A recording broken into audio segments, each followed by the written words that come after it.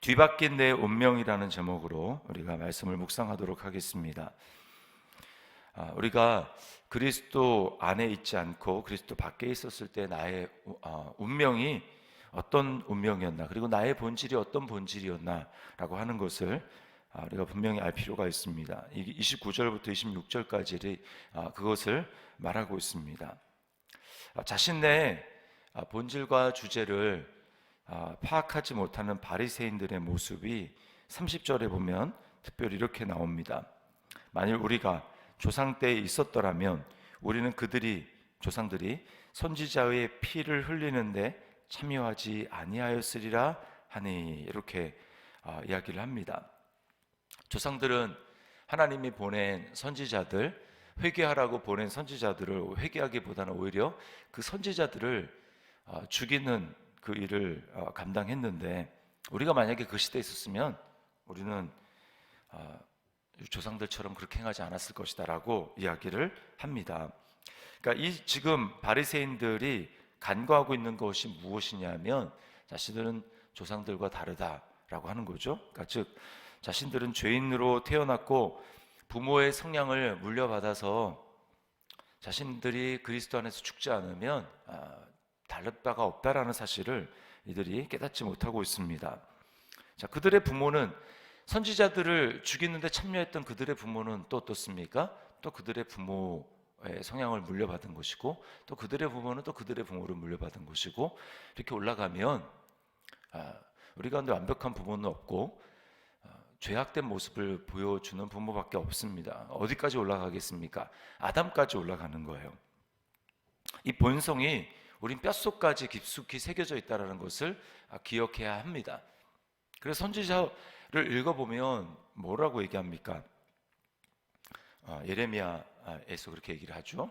우리가 표범의 그 반점을, 표범이 태어났으면 그 표범의 반점을 아무리 닦는다고 해서 닦아지지 않지 않습니까? 또 굿수인의 피부라고 얘기를 하는데, 흑인의 피부를 닦는다고 해서 닦아지지 않습니다.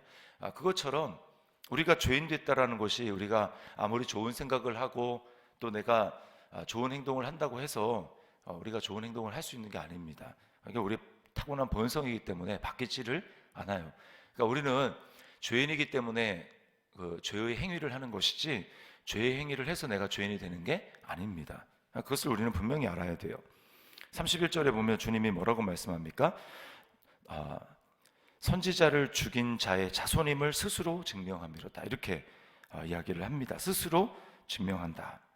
또 32절에는 너희 조상의 분량을 채우라.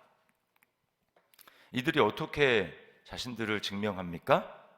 이제 곧 있으면 이들은 선지자가 아니라 하나님의 아들을 하나님이 마지막으로 회개하라고 자신들의 잘못을, 죄를 깨닫고 돌이키라고 보내준 하나님의 아들, 선지자도 아니고 종들이 아닙니다. 하나님 자신입니다. 하나님 아들을 보내주셨는데, 그들을 어떻게 합니까? 예수님을 어떻게 합니까? 십자가에 못 박죠. 더 큰 죄죠, 더 큰 죄. 우리는 조상들과 같이 그렇게 하지 않았을 것이다. 천만의 말씀입니다. 그들은 하나님을 못 박았어요, 십자가에. 구약에 누구보다도 많은 기적을 일으키고 선지자들이 행할 수 있는 수준의 기적이 아니라 하나님이심을, 하나님 자신임을 보여주는 표적과 기사를 행하였음에도 불구하고 그들의 욕심과 시기심으로 말미암아 스스로 눈이 멀어서 그들은 보지 못한 것입니다. 그러면 스스로 증명한 것이죠. 그리고 이제 또 나중에는 어떻습니까? 나중에 예수님이 부활하고 승천한 다음에는 어떻습니까? 그 다음에는 복음을 전하는 사도들과 또 성도들, 예수님이 여기서 선지자와 서기관이라고 표현을 했는데, 이건 예수님의 복음을 전하는 사람들입니다. 그들을 어떻게 했습니까? 예수님을 핍박하듯이 똑같이 핍박했습니다. 채찍질하고 죽이고 그랬죠. 우리가 지금 우리가 조상들의 시대에 있었으면 우리는 그렇지 않았을 텐데 라고 얘기하는 이 바리새인들의 이야기를 들으면서 우리가 뭘 깨달아야 합니까? 우리에게도 이와 같은 모습이 있다라는 거예요. 나는 그 정도는 아닙니다. 이건 뭘 얘기를 합니까? 나의 선함을 어느 정도는 지금 인정하는 것이죠. 그러나 하나님의 의를 이룰 수 없고 하나님의 영광에 도달할 수 없어서 영원한 지옥의 판결을 면할 수 없다라는 점에서는 똑같다라는 것입니다. 우리는 다른 사람들을 손가락질하면서 같은 죄를 짓는 사람임을 알아야 합니다. 그게 우리의 그리스도 밖에 있었던 본성이고, 예수님을 생각하지 않으면 우리는 지금도 똑같은 사람들이에요. 절대적으로 우리는 다른 사람을 비난하거나 할 자격이 전혀 없는 사람들입니다. 인정하기 싫지만 인정을 해야 합니다. 그래서 로마서 2장 1절 말씀에 이렇게 이야기합니다. 그러므로 남을 판단하는 사람아, 누구를 막론하고 네가 핑계하지 못할 것은 남을 판단하는 것으로 네가 너를 정죄하매니 판단하는 네가 같은 일을 행함이니라. 판단하는 네가 같은 일을 행함이니라. 우리가 이것을 알아야 합니다. 그래서 누구를 한번 판단을 해보십시오. 그러면 정직하다면 곧 얼마 가지 않아서 내가 같은 일을 행하고 있다는 것을 깨닫게 될 것입니다. 자, 이렇게 행하는 존재에게 주어질 운명은 무엇입니까? 33절 말씀에 보면 뱀들아, 독사의 새끼들아, 너희가 어떻게 지옥의 판결을 피하겠느냐. 이런 모습으로 행하는 사람들의 마지막은 똑같습니다. 지옥의 판결입니다. 영원히 꺼지지 않는 그 지옥불에 던져지는 지옥의 판결을 받는다라는 거예요. 여러분, 이게 그리스도 밖에 있는 사람, 아무리 저 사람은 법 없이도 살 사람이야 라고 하는 사람들 마찬가지로 똑같은 결론을 맞게 되는 것입니다. 결국은 뭐예요? 하나님을 싫어합니다. 하나님을 거부합니다. 하나님을 거부하고 하나님을 죽이는 거예요. 이들이 갈 곳은 하나님을 거부하니까, 하나님과 함께 있기를 싫어하고 마음에 하나님 두기를 싫어하니까 어떻게 어디를 가야 되겠습니까? 하나님이 있는 천국을 가야겠습니까? 아니죠. 하나님이 없는 곳을 가야 합니다. 그것은 바로 지옥입니다. 하나님과 함께 있을 수가 없어요. 자, 우리 자신에게 한번 질문을 던져봅시다. 나는 자신이 죄인이라는 사실을, 그리스도가 아니라면 나는 죄인이라는 사실을 뼈저리게 인정하고 있습니까? 하나님을 마음에 두기 싫어하는 사람이라는 것을 나는 정말 고백합니까? 하나님을 거부하기 때문에 나의 영원한 운명은 지옥에 합당한 자라는 것을 정말 자인하고 있습니까? 자, 그러나 우리는 너무나 감사한 것이 우리의 운명이 뒤바뀌었다는 것입니다. 나를 품어주시는 주님의 은혜 때문이에요. 이게 37절에서 39절이 이야기하는 것입니다. 37절을 보십시오. 주님이 이렇게 말씀합니다. 내가 네 자녀를 모으려 한 일이 몇 번이더냐. 거부하고, 주님을 거부하고 끝내 죽이는 것을 보면서도 미워하지 않으시고 끊임없이 품으시려는 주님의 이 은혜로운 사랑의 모습을 우리가 발견합니다. 자신을 죽일 것을 알면서도 끝까지 그들을 품으십니다. 십자가에 달리신 예수님을 생각을 해보십시오. 끊임없이 밑에서는 그래도 뉘우치지 못하고 너가 정말 그리스도면 너 자신을 구원하고 우리도 구원해보라, 내려와봐라, 이렇게 예수님을 조롱하지 않습니까? 머리를 흔들고 침을 뱉고 지나가는 사람들이 다 그렇게 했습니다.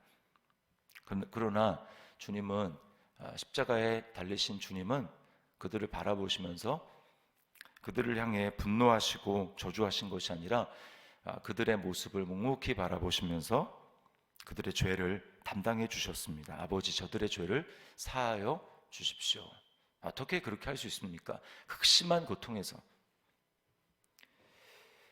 그것은 바로 그렇게 하셔야만 나의 죄가 그리스도 밖에서 부모로부터 물려받아 죄인으로 태어나 죄인으로 살다가 하나님을 거부하고 하나님 없는 곳으로 갈 수밖에 없는 그 나의 운명, 그것을 뒤바꾸시기 위해서 바꿀 수 있는 유일한 것이 바로 나의 자아를 주님이 대신 죽으심으로 나의 자아를 십자가에 못 박고, 죄인으로 태어난 나를 십자가에 못 박고 주님과 함께 형벌을 감당해야 되는, 그것 때문에 주님이 끝까지 참으신 것입니다.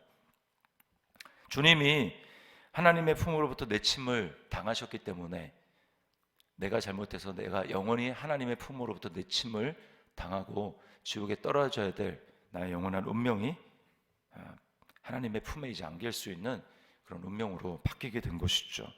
여러분, 이 사실을 기억할 때 우리는 어떻게 살아가야 되겠습니까? 우리는 아직까지 연약하고 또는 아직까지 복음을 받아들이지 않고 있는 우리 주변의 사람들을 우리는 주님이 우리에게 대하셨고 우리를 바라보신 것과 똑같이 우리는 그들을 불쌍히 여기고 참아주어야 합니다. 아직 주님의 은혜를 깨닫지 못하고 강팍하게 대하는 사람들, 그들을 소망을 갖고 기도하며 섬겨야 합니다.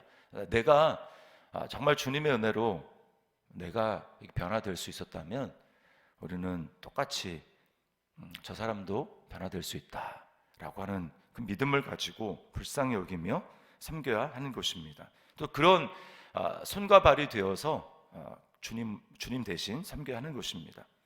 주님의 사랑과 인내로 우리가 구원받은 것처럼 우리의 사랑과 인내로 누군가가 구원받게 되는 것이죠. 주님은 이것을 이 신비를 깨닫기를 원하십니다. 스데반의 끝까지 참고 돌에 맞아 순교하는 그 모습을 통해서 결국은 그 현장에 있었던 바울이 구원을 받습니다. 자, 우리에게 적용해 봅시다. 주님의 마음으로 현재 모습이 아니라 주님의 마음으로 불쌍히 여기며 인내하며 또 기도하며 섬겨 주어야 할 사람은 누구입니까?